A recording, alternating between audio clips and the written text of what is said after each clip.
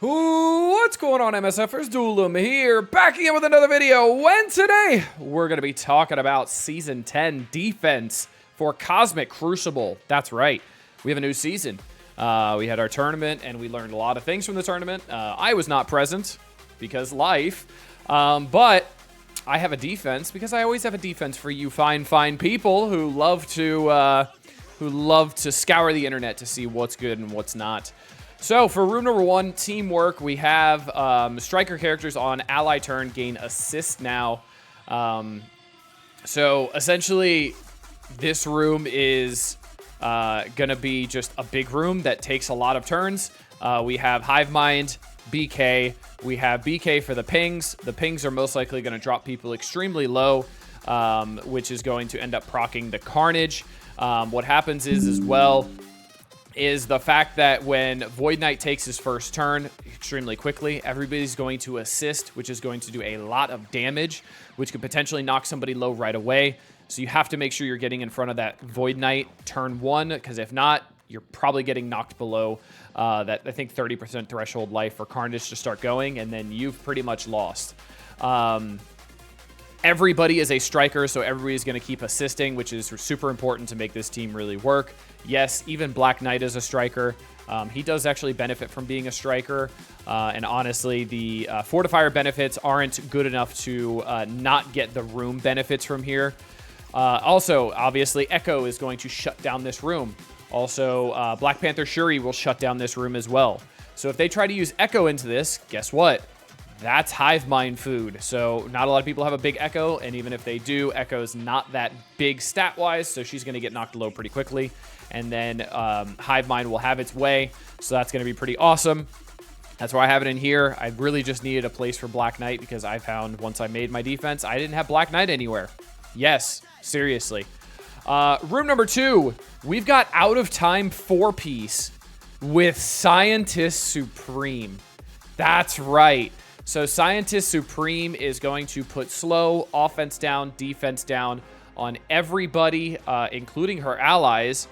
But she won't do it to her allies if they all have immunity. And guess what? Starbrand gives immunity to Out of Time team. So you won't have to worry about Scientist Supreme debuffing your team. She's just going to debuff the enemies. And if they have offense down, they have defense down, and they have slow, they are not going to be hitting very, very hard. They're going to be taking a lot of damage from Cosmic Ghost Rider. Even Peggy, even Starnak does a lot of damage. And then they're going to take a long time to get through this Peggy and this Captain America as well. You can honestly throw in Black Knight here if you wanted to, and then take out Cosmic Ghost Rider and leave him for offense for those Spider Society teams that you guys love using. But because of the room rules here, it works off of barrier, and Cosmic Ghost Rider gives a lot of barrier. So on turn, if this character's barrier is above 50% health, gain off 50% gain offense up. So Cosmic Ghost Rider gives a bunch of barrier every time somebody uses an ultimate ability. So I'm presuming they're almost always going to have offense up, and they're going to do some pretty good damage. Scientist Supreme also just goes extremely fast, so she's going to be putting that slow, that defense down, and that offense down pretty much before anybody else goes, because I think she's at 119 speed, and she's got 50% speed on spawn, so that's going to be extremely, extremely good. So that's why I have that in room number 2. Room number 3, the room that everybody is going to be, literally, this is the defense everybody's going to be running. On offense and defense, all characters on successful hit, if the primary target has exposed, perform a basic attack against that target. If you don't like this room, blame me, because I told the lead combat developer, hey, since Annihilators are coming out, we should have this room again. And he goes, huh, that's not a terrible idea. So, you're welcome. I'd like to take credit for that, even though it's probably not me. They were probably going to do it anyway. I'm not that smart. But yeah, so I have the 4-piece Annihilator with Sus. I'm not going to run Silver Surfer. He's not good.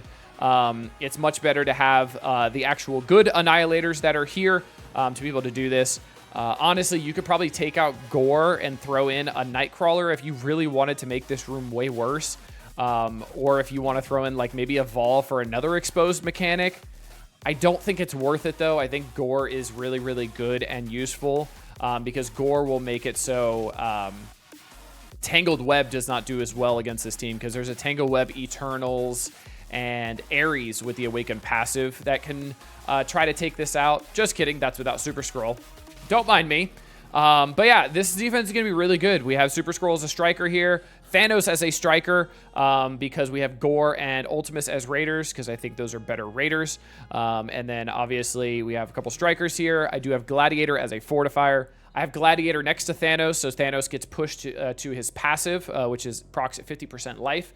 So that passive goes off a lot quicker because that does a lot of damage, clears the positive effects from the enemies, and then at that point, you probably lost. But yeah, that's going to be a room for 3. Room number 4, I have Fisto. Do you have Fisto? If you don't, just throw in Ghost Spider. Ghost Spider is actually a very good choice in this room because if this character has stealth, gain 20% damage. On dodge, gain stealth. And guess what? Ghost Spider's passive gives all of Spider Society stealth when they drop below 50% life. So putting in Ghost Spider here is really not a bad thing.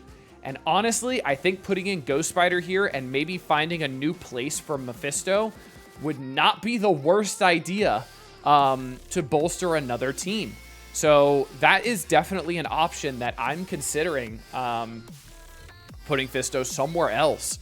Because this team in 4, especially at almost 4 million, is really good. I do plan on taking Pav to G19 as well. You see I have 3 diamonds on all of them. Most of us got 3 diamonds on Ghost Spider as well because Ghost Spider was given as a reward for, I think, Kiln Tower, if I'm not mistaken. I can't remember, though. I think it was Kiln Tower or maybe it was Sword Satellite. One of those. So, yeah, I'm running Fisto in here. What I am going to do as well is I'm going to switch up the ISOs here. Remember, you do want Skirmisher and Striker if you're not using Fisto. So Striker on Noir, Skirmisher on Peter B. But since I'm running out of Raiders here, I'm going to put some Raiders because I want Raiders and Strikers to be able to go at it here. So yeah, that's going to be my room number 4.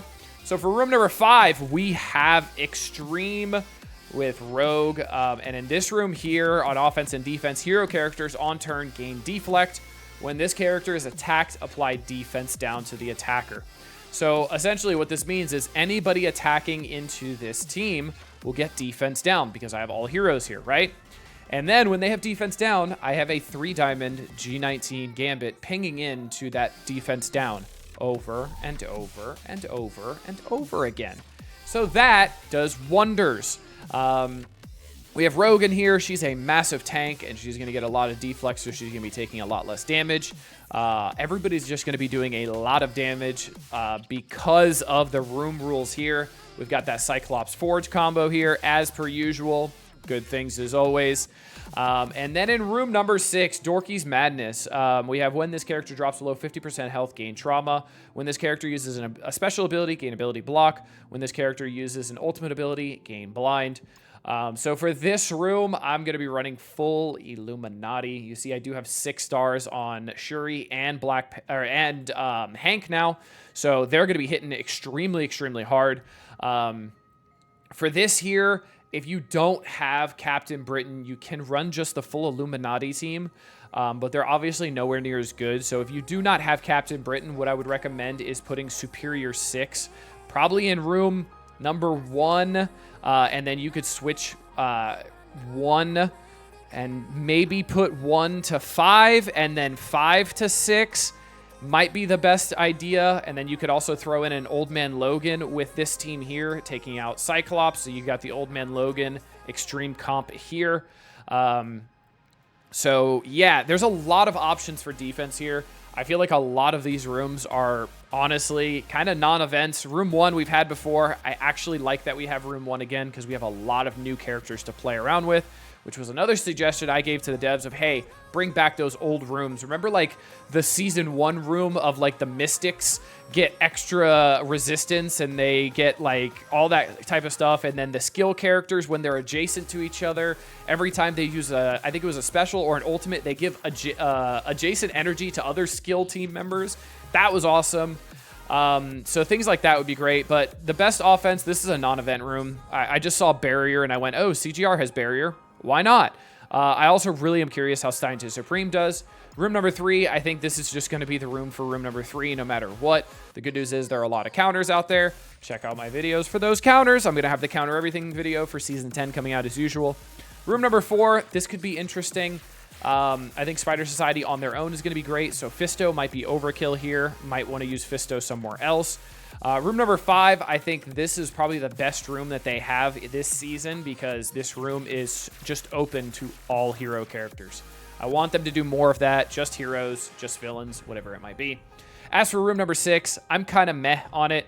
It's a Scourge thing, which is why I'm putting in Illuminati here because they have immunity a bunch. They have safeguards, so they're really not going to get the trauma if they drop below. They're not going to get the ability block. They're going to clear stuff as well, so a lot of this room does not affect Illuminati, which is why I think they're going to be the best here. They'll also do really well in room number 1, but this room number 1 defense wouldn't do anything in room 6, so that's why I have it placed like this. But Illuminati with CB would be pretty great in room number 1. Other defense ideas, if you want Superior 6 on defense, put them in room number 1 and put them all as strikers is a pretty good idea as well. The problem is now Illuminati without Captain Britain will absolutely delete that room because we don't have Green Goblin Classic clearing that ability block in room 1. Unless you put like a Black Knight in here, but then I feel like that's overkill in my opinion. But yeah, that's going to be it for this one, everybody. I hope you enjoyed. This is what I'm going to be running for week number 1. I got that Old Man Logan Superior 6 comp on offense to counter an Illuminati if I see it on defense. I have some pretty staunch defenses here, and they're just going to keep getting bigger. We got some farmability happening. I think for Illuminati, we're getting a lot of orbs from that Shattered Dimension mess up, so that's incredible. Maybe I can get them up to 7. I doubt it, but maybe. But this has been Duelim. Until next time, later MSFers.